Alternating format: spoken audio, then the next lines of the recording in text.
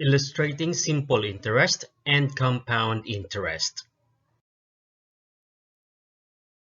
Definition of terms. Interest, it is a fee that someone pays in order to borrow money.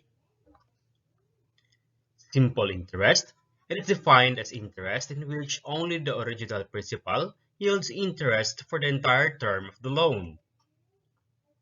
Compound interest, it is an interest added to the principal at the end of a certain period of time, after which the interest is computed on the principal. In this lesson, let us illustrate the difference between the concepts of simple interest and compound interest. Let us use this problem for us to be able to differentiate between the two kinds of interest. Marie, a grade 12 student, works part-time during the school year. She was trying to decide whether she will put her money on an account that will pay her on simple interest or compound interest basis. One account will let her deposit 10,000 pesos for 3 years at 5% simple interest, while the other account will generate 5% interest compounded annually for 3 years. The question now is, which account do you think is the better choice?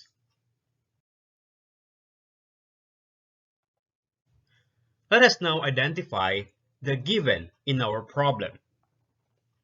We have 10,000 as the principal amount,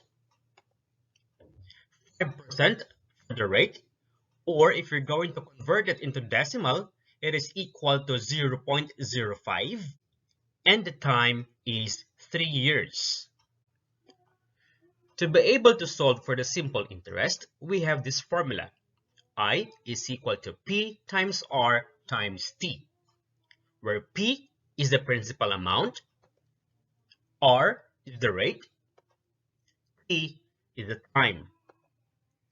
Now, this is our solution. Substituting all the values that we have from the given to our formula, we have 10,000 for the P, the principal amount, multiplied by 0.05 for the rate, and multiplied by 3 for the time. It is now equal to 1,500 pesos. Therefore, Marie can earn 1,500 for the first account.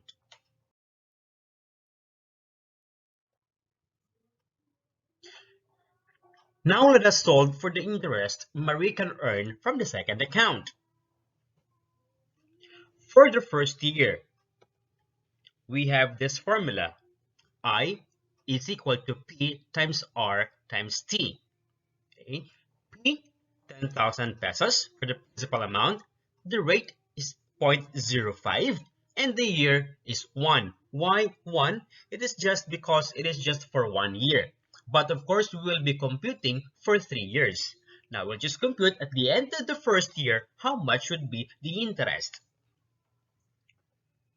So therefore, after a year, Marie can earn an interest of 500 pesos. Marie now, at the end of the year, will have 10,500 pesos. And that's after the first year. For the second year, we have this formula. I sub 2 is equal to P sub 1 times R times T. I sub 2, it is the interest for the second year, and then the P sub 1, it is the amount of money that Marie accumulated after the year, which is equal to 10,500 pesos. Substituting all the values that we have, we now have 10,500 multiplied by 0.05, which is the rate, and the time for 1 year. Okay, for 1 year for the second year. Now, solving it out, the interest for the second year is equivalent to 525 pesos. Now, the total amount of money that Marie has after 2 years is now equivalent to 10,500. That's for the first year, plus the interest of the second year is 525. Therefore, Marie now has 11,025 pesos after the second year. For the third year, we have this formula. I sub 3 is equal to P sub 2 times R times T, where I sub 3 it is the interest for the third year. And P sub 2 it is the accumulated amount of money that Marie has after the second year.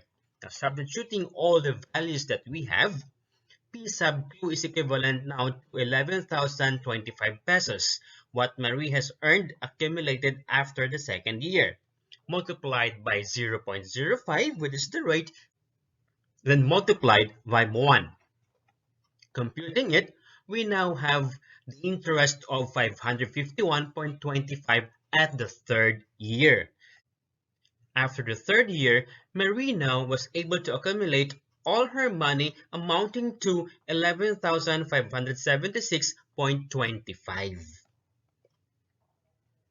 Hence, Marie's 1,000 pesos become 11,576.25 after 3 years if she put her money on the second account. We have another way for computing for the compound interest. So we have this formula, F is equal to P times 1 plus R raised to the power of T, where P is the principal amount, R is the rate, T is the time, instead of computing it year by year. This will make our computation a lot easier and less time. So let us use the formula for the compound interest to find Marie's money after 3 years if she put her money on the second account.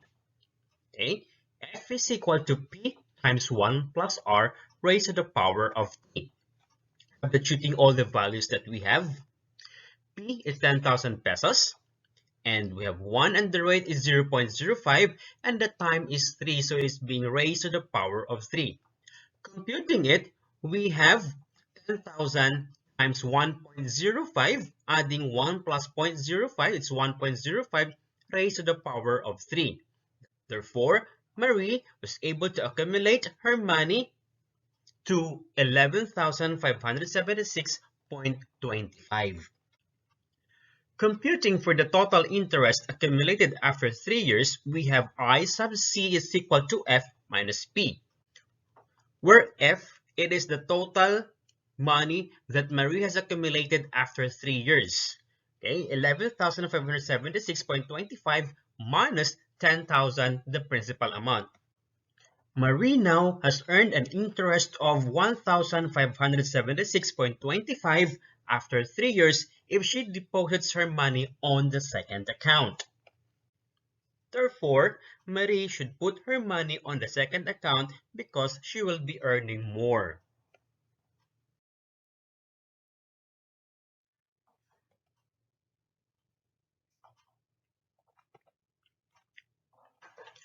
Let's have some exercises. Find the simple interest if 45,000 pesos is invested at 6.25% for 5 years. So let's now identify all the given that we have from the problem. P is equal to 45,000 and we have the rate is 6.25%. Converting it into decimal, it is equal to 0.0625 and our time is equivalent to 5 years. And to solve it, we have to use the formula I is equal to P times R times T. Now substituting all the values that we have, P is equal to 45,000 multiplied by 0.625 multiplied by the time, which is 5, then therefore the simple interest of 45,000 pesos is equivalent to 14,062.5. Let's proceed now to example number 2, and we are asked to find the compound interest and the amount at the end of 5 years if 55,000 pesos is invested at 8% compounded annually.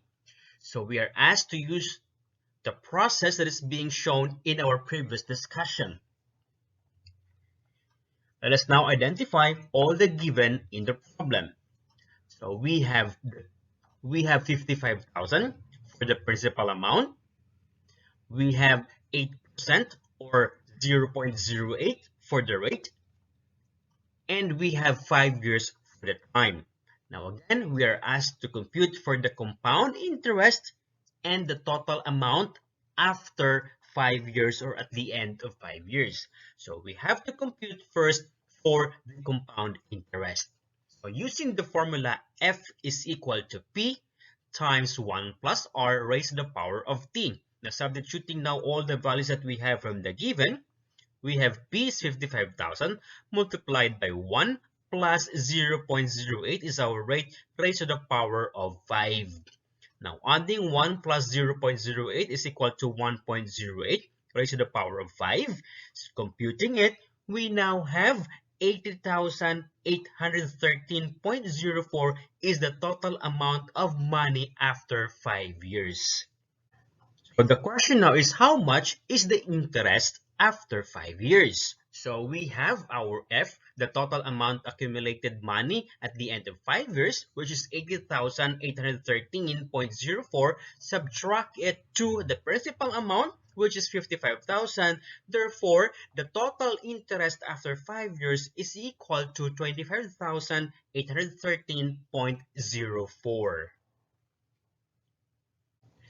For our third problem, we have this. If you have 75,000 pesos today, will you invest it for 3 years at A, 8% simple interest, or B, 7% interest compounded annually? And you are asked to explain your answer. So we have to compute the two for us to be able to compare which one is better for our investment. So let's now identify all the given that we have in the problem. The first one is the principal amount, which is equivalent to 75,000. This is for letter A. And then we have the rate, which is 8% or 0.08. And then the time is 3 years. Now, in letter B, what are our givens? We have the principal amount is the same, 75,000. The only difference is that the rate is just 7% interest, but it's being compounded annually. And the time is the same, which is equal to 3 years. Now let's solve first letter A, 8% simple interest. Solution for letter A. We have this formula for the simple interest.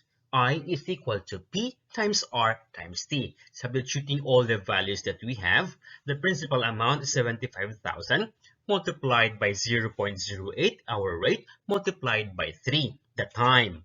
So therefore, the interest after 3 years at 8% simple interest from the money that we have, which is 75,000 pesos, we will be able to earn an interest of 18,000 pesos. Let us now compute the solution for letter B. Okay, if we have the rate of 7% interest compounded annually. So we have to use the formula for the compounded interest, which is F is equal to P times 1 plus R raised to the power of T, where P is 75,000 pesos multiplied by 1 plus 0.07 is our rate here, and then raised to the power of 3. So solving it, we have 75,000 times 1.07. It's 1 plus 0.07. It's 1.07 raised to the power of 3. We have a total of 91,878.23 for the 7% interest compounded annually. And how much should be the interest that we earn? We have to use this formula. I sub C is equal to F minus P. Our F, the total money compounded at the end of 3 years, is 91,878.23 minus the principal amount, which is 75,000 pesos. We have a total interest of 16,878.23. Comparing now the two from the solution A and solution B, in solution A we have an interest of 18,000 and in solution B we have an interest of 16,000. Therefore, we are going to invest our money for 3 years at 8% simple interest. Why? It is because it gives higher interest compared to 7% compounded annually. So we are done defining what simple and compound interest are and illustrating to you the difference between simple and compound interest.